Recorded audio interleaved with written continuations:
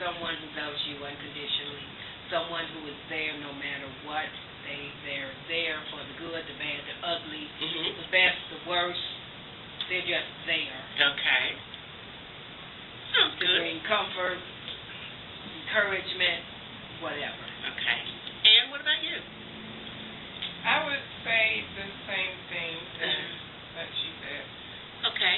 Now, when you think of foe, automatically the word kind of sounds negative to begin with. But what would a foe be to you? Describe your definition of a foe. A phony person. A phony person. Okay. Who pretends to be your friend, but who really doesn't want to be your friend. They have some hidden agenda. Okay. That sounds good. What about you, Ann? I would say the same thing as somebody that's,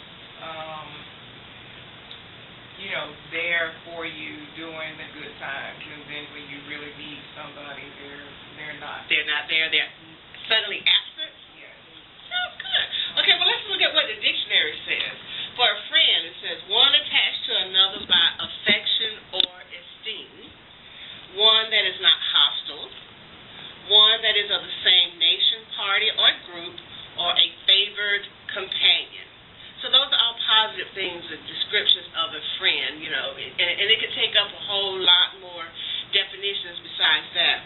But then we look at a foe, one who has personal ill will for another, which is what you just said, one who opposes on principle, one of premature judgment or inflicting or tending to inflict pain or harm, right? So my question to you today is, as you think about the people that are in your circle, have you really taken the time to categorize them in those two descriptions right there, whether they are a friend or a foe? Because we're going to break it down just a little bit more.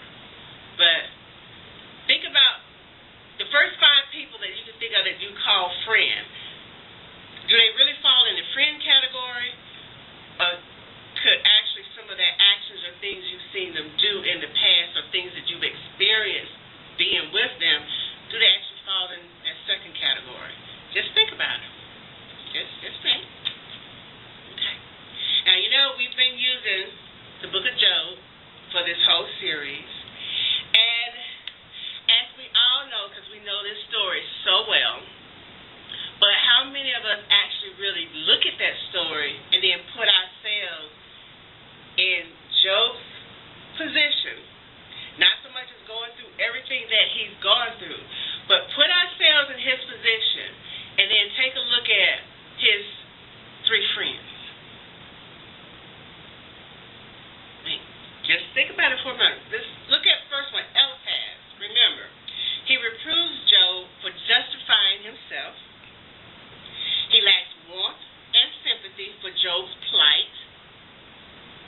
Now, do you have an Eliphaz in your life? Think about it for a minute. But are you putting them in that category of a friend? They are in that category of foe. What I do is I have friends and I have associates. Okay. The number of people that I consider to be friends, I could use one hand and wouldn't make it to 5. Okay. But I have a lot of associates, people that I associate with, okay, for business, people that I associate with, just maybe having dinner or, just a casual conversation. Right. But if I really need somebody, I call on them, that hand that you don't quite get to find. Right. And that's a good thing to look at, because in actuality, especially as we get older, we begin to recognize that we have such a full life. Okay, because we have, for those of us that are married, that might have starting a budding relationship, we have children, we have jobs, we have so many things that are going on. So that time that you want to share with others, you have to be very particular about who you allow in that circle. So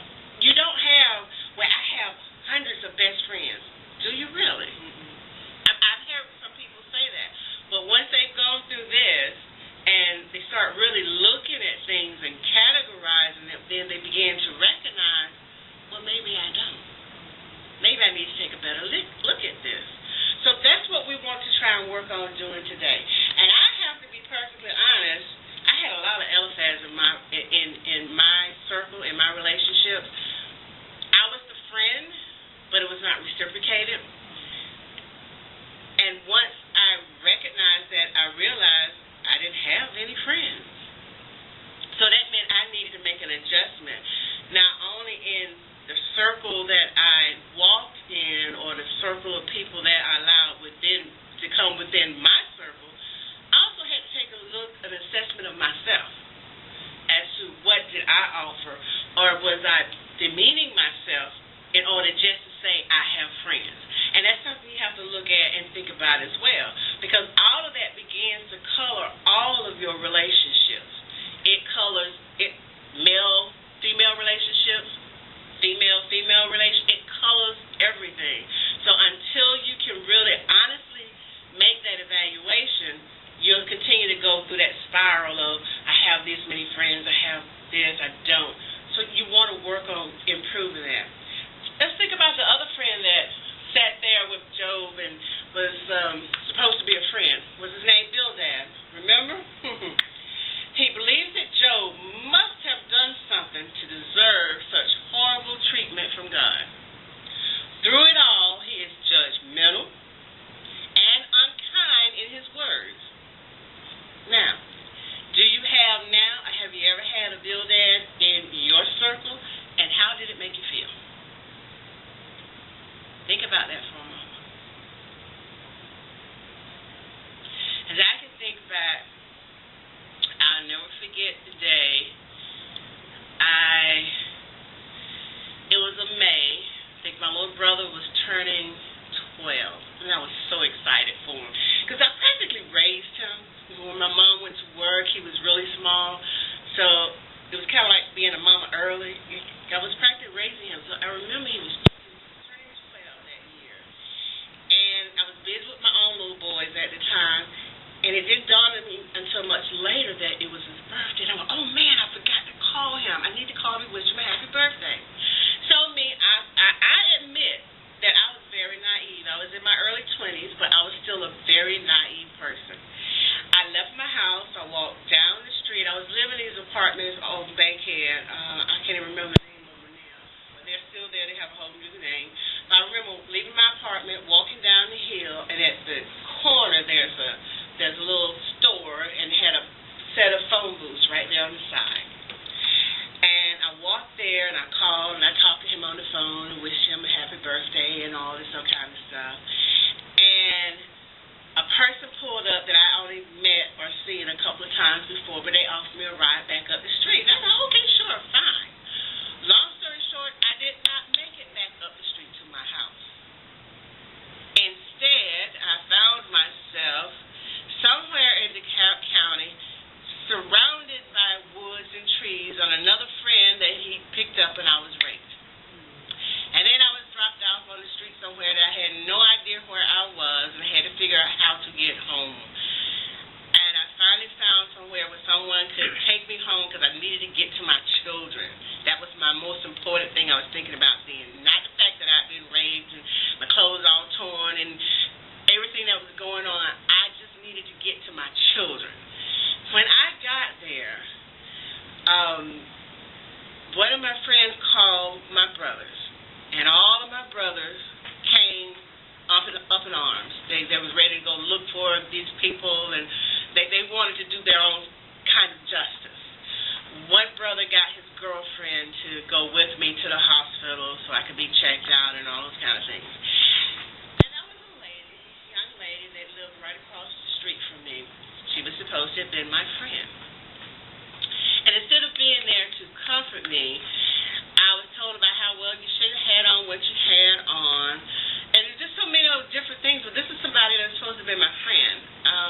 I don't remember exactly what happened to her. I never did see her again. I know my brothers had a conversation with her. What the conversation entailed, I don't know, but let's just say that was a person that X'd out of the circle. So I think about that, and I think about when we started Fresh Start for Women, a lot of women that came to us